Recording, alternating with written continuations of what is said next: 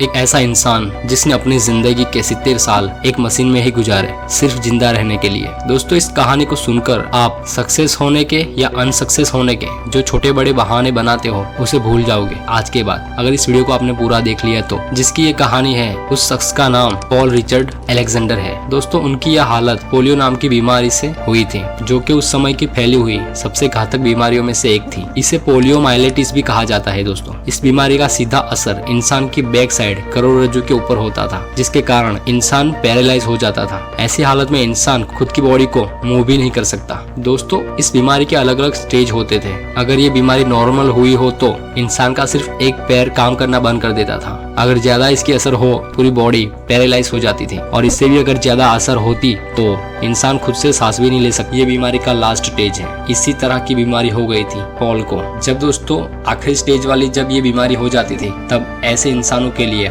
एक machine develop की गई थी उस समय में, जिसका नाम था आयरन लंग। इंसान को मशीन के अंदर रखा जाता था और इसके जरिए मशीन में से ऑटोमेटिक हवा खींची ली जाती थी और बाद में प्रेशर दिया जाता था। इस तरह से कुछ इंसान खुद श्वास ले सकता था। इसके बिना इंसान का जीना पॉसिबल नहीं होता। दोस्तों, 1952 में कई देश इस पोलियो की बीमारी से जूझ रहे थे, जिसमें यूएस और यूरोप इस महामारी में शामिल थे। दोस्तों, पॉल रिचर्ड की उम्र महज 6 साल की ही थी, तभी उनको पोलियो की असर हो चुकी थी। वह जब बारिश में दूसरों बच्चों के साथ नहाते थे, तभी वे अचानक गिर गए। उनके माता पिता ने उनको देखा तो वो उन्हें उठाकर और ले आए। पॉल ने कहा कि मुझे पेन हो रहा है बैक साइड में, तो उन्हें एक डॉक्टर को दिखाया गया। तो वहाँ से पता चला कि उनको पोलियो की असर है। दरअसल कुछ ऐसा था कि यह बीमारी बच्चों के अंदर ज्यादा फैलती थी। 57,000 से भी ज्यादा केसेस सामने आए थे ऐसे। और दोस्तों, जिसको लास्ट स्टेज का पोलियो का जो असर होता था, इसे आयरन लंग मशीन में रखा जाता था। उस समय में इस मशीन में रखे गए कई बच्चों ने अपना दम तोड़ दिया और थोड़े बहुत थे जो सरवाइव कर गए।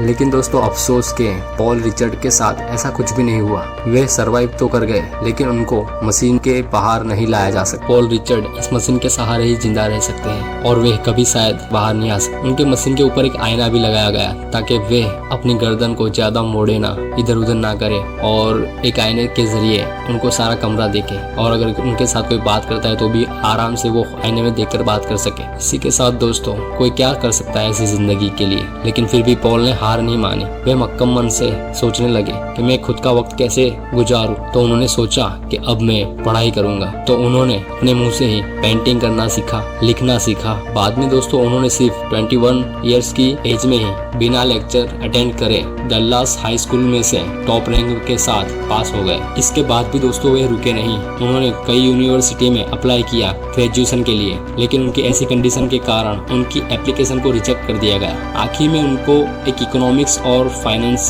की स्टडी के लिए एडमिशन मिल गया। और फिर तो दोस्तों, उन्होंने 7 साल बाद यानी सन 1978 में टेक्सास यूनिवर्सिटी में से ग्रेजुएशन की डिग्री हासिल कर ली। इसके बाद भी वे रुके नहीं और सोचा कि अब मैं लॉयर की भी पढ़ाई करूंगा। उस समय लॉयर की पढ़ाई करना सबसे ज्यादा कठिन माना जाता था। फिर भी उन्होंने 1984 में लॉयर की डिग्री हासिल कर ली उन्होंने। इसके बाद उन्होंने 1-2 साल के अंदर ही लॉयर की प्रैक्टिस भी शुरू कर दी। दोस्तों, एक सफल लॉयर का दर्जा भी प्राप्त हुआ और उन्हें इज्जत भी दी गई। और इसी के साथ दोस्तों, उन्होंने अपनी जिंदगी का सफर संघर्ष के साथ लड़ते लड़ते खत्म किया। यानी 11 मार्च सन 2024 में उनकी मौत हो गई। इसी के साथ उन्होंने अपनी जिंदगी के 72 ईयर्स, इतने साल उन्होंने एक मशीन में गुजारे। अब दोस्तों, खुद के ऊपर गौर करें और ऊपर वाले का शुक्र माने कि आपके पास 2 हाथ 2 पैर है। आप कहीं भी आ जा सकते हो, आप जो चाहे वो कर सकते हो। तो फिर किस बात के बहाने? उठो, जागो, और जब तक मंजिल ना हासिल हो तब तक मत रुको, चलते रहो। अगर दोस्तों वीडियो अच्छा लगा हो तो वीडियो को लाइक करें, चैनल को अभी सब्सक्राइब करें और अपने दोस्तों के साथ शेयर करें, और हमेशा दोस्तों एक्टिव और अवेयर रहें। तो मिलते हैं अगले वीडियो में, तब तक के लिए अपना ख्याल रखना। Bye bye.